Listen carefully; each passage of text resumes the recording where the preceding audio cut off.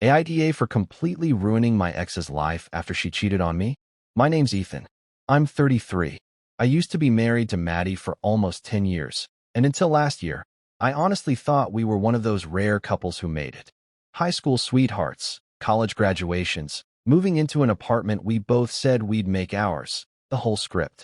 People told us we were lucky. I told myself the same thing, so often I nearly believed it. Then I found the messages. It wasn't dramatic. No shattered photos, no drunk confrontation in the driveway.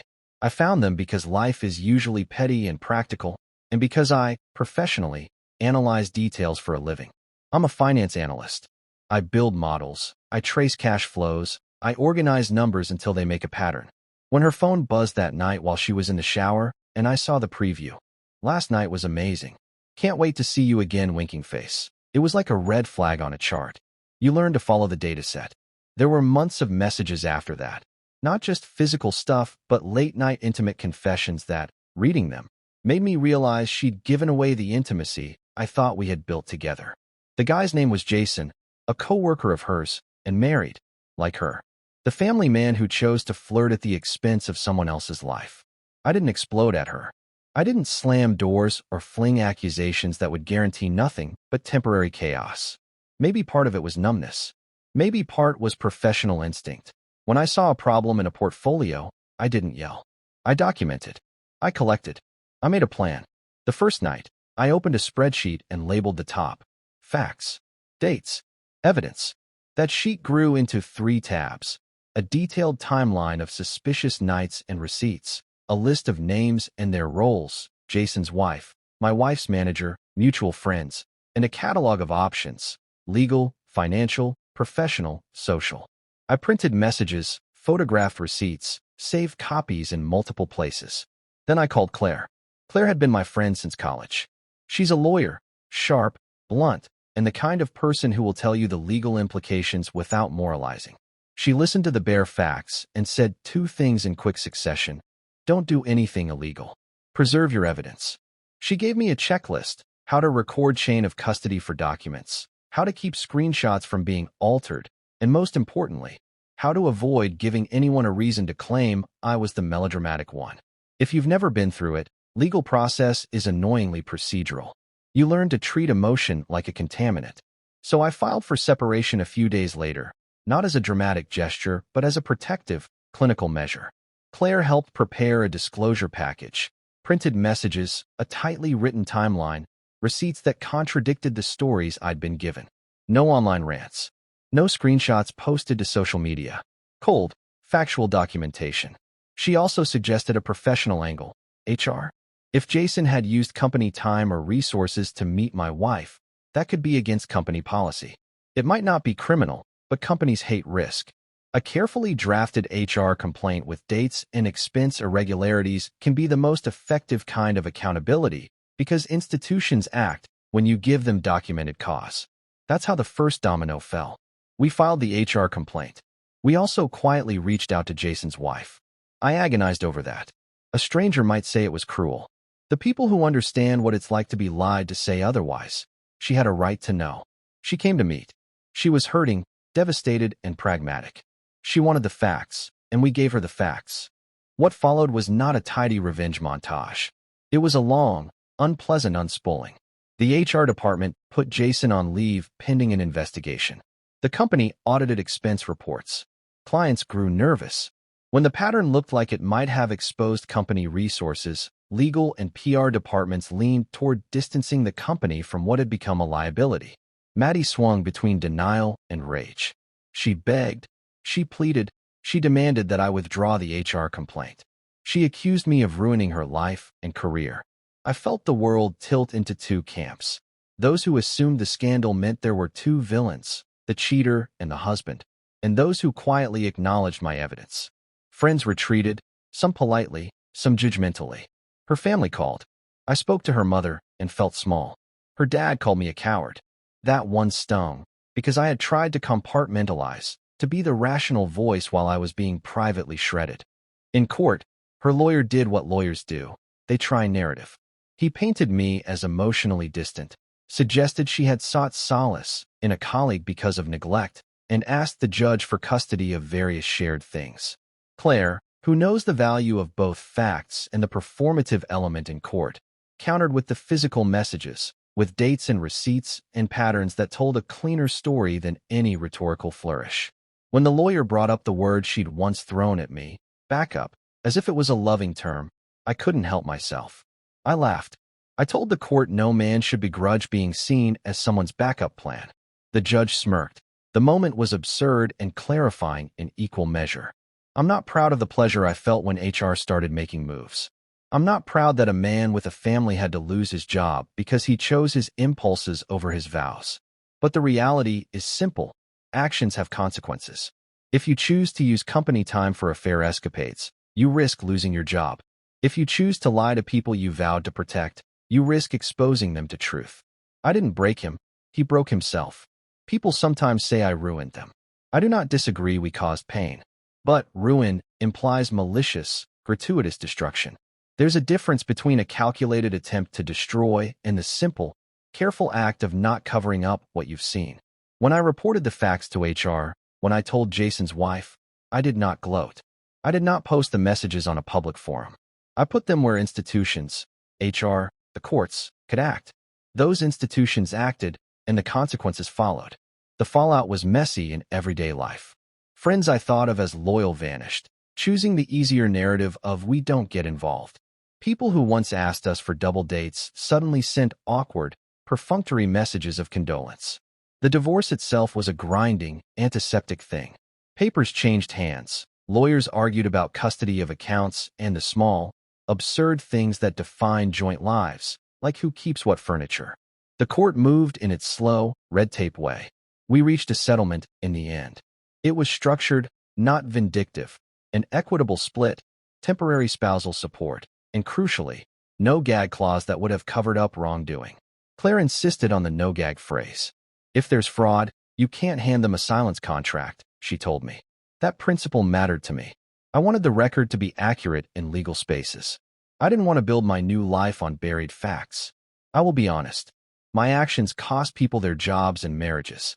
Jason lost his position after the HR investigation found policy breaches. His wife left him and took the kids to be closer to family.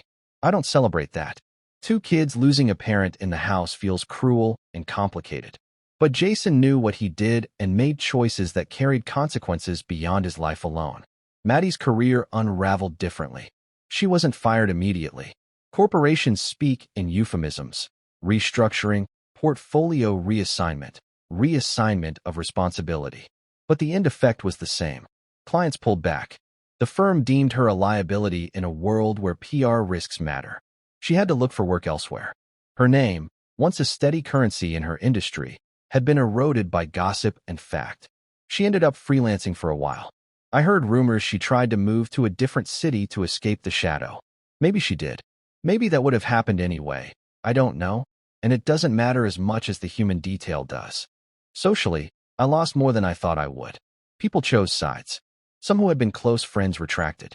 One couple who'd seen them together months earlier and said nothing told me later they'd been afraid of causing drama. I blocked them from my life. That sounds harsh, but I realized in the months after that I didn't need people who would value their comfort over my truth. The personal ugliness cut different ways. Her mother called me once, in weeping, and asked if I had considered gentleness. I listened. In the same breath, I defended my choices. You can be both brutally honest and perhaps a shade less combative in the ways you communicate. I learned to accept that there would be collateral damage and that some people who loved her would be hurt. That hurt me in unexpected ways. Guilt, a kind of mournful fatigue I didn't expect. But then I would wake up and remember the nights where she had been physically present but emotionally elsewhere. The cancellations, the half-truths. The nights were the worst early on. The apartment felt cavernous. I'd wake up at 3 a.m., replay messages I'd found, wonder how 2 people could build a life that was, in a crucial seam, not shared. I cooked for myself, tried to find a rhythm. I adopted a dog because of some combination of loneliness and impulse. Milo, a mutt with energy and unrealistic expectations, was the best decision I made in those months. He made me get out of the apartment. He required schedules and walks, and, in the small, boring goodness of a routine, my life rebuilt itself. I worked. Work was a relief. You can drown in paperwork when your heart is shapeless. I threw myself into projects, not as an avoidance tactic entirely, but because doing good work mattered.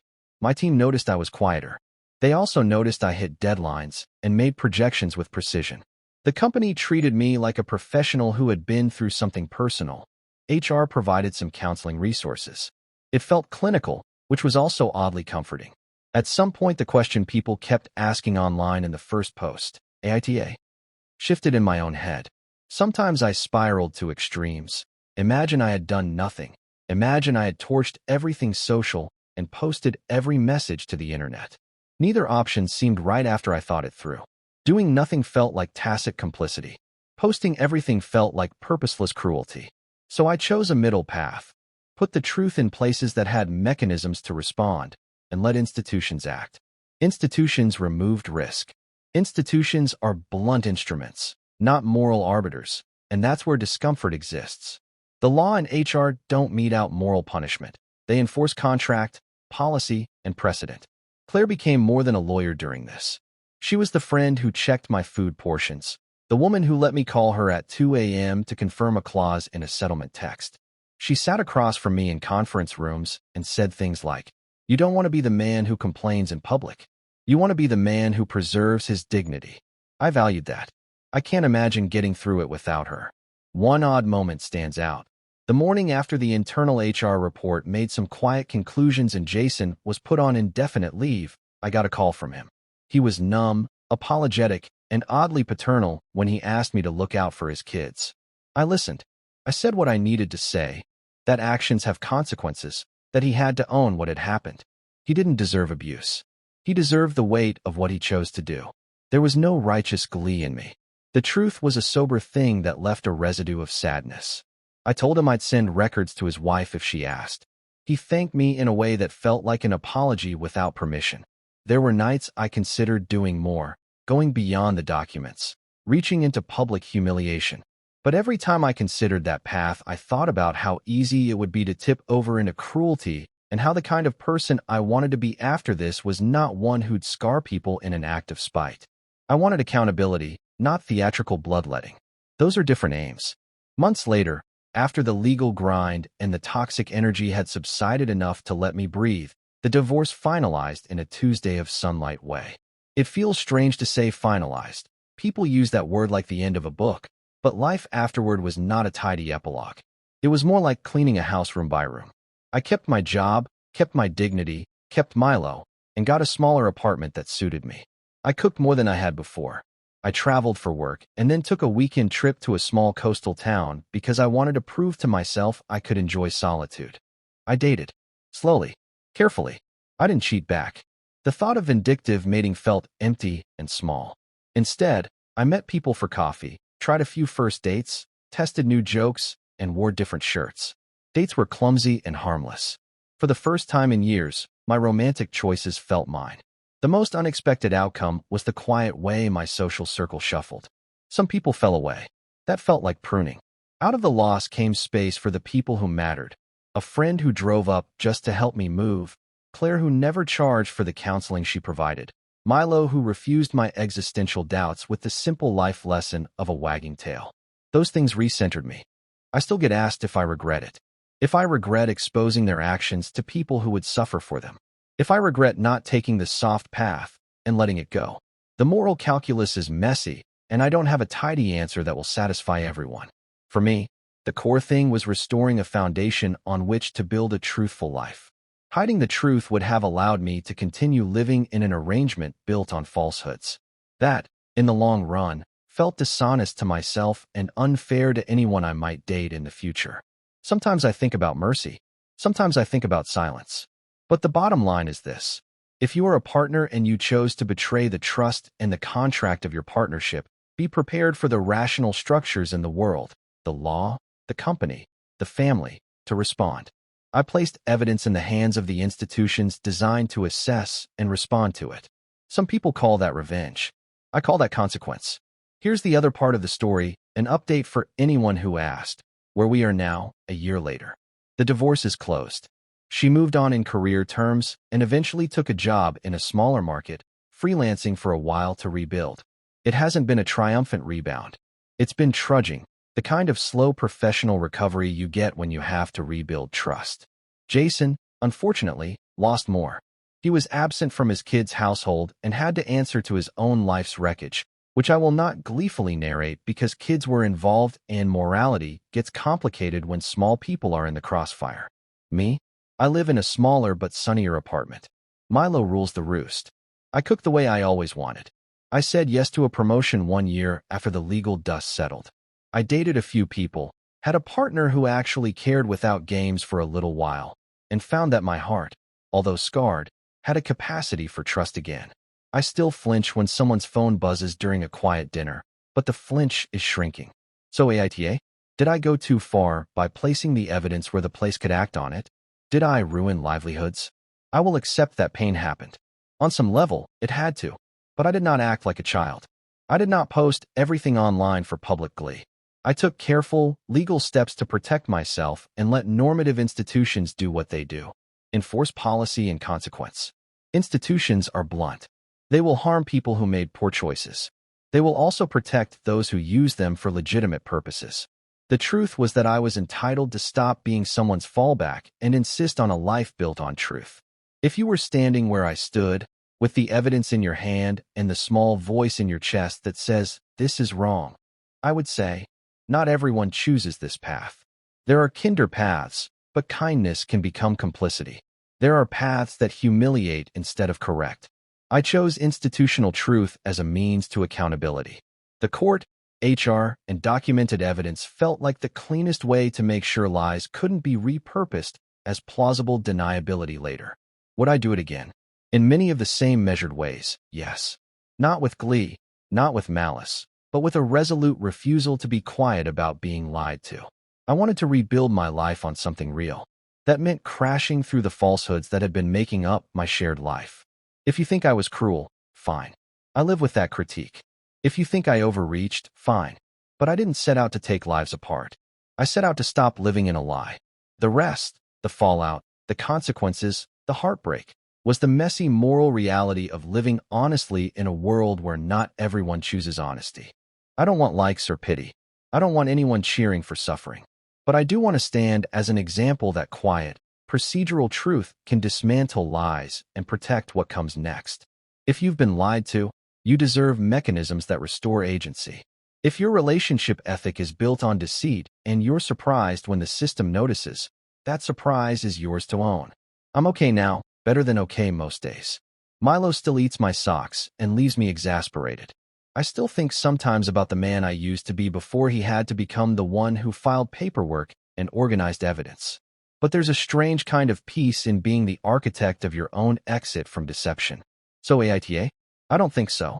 I think I did what needed to be done, and I did it with restraint and legal care. That won't make everyone agree with me, and that's fair. But the next time a partner apologizes in words while their messages tell a different story, remember, truth has receipts. And receipts are, for better or worse, the thing institutions respect.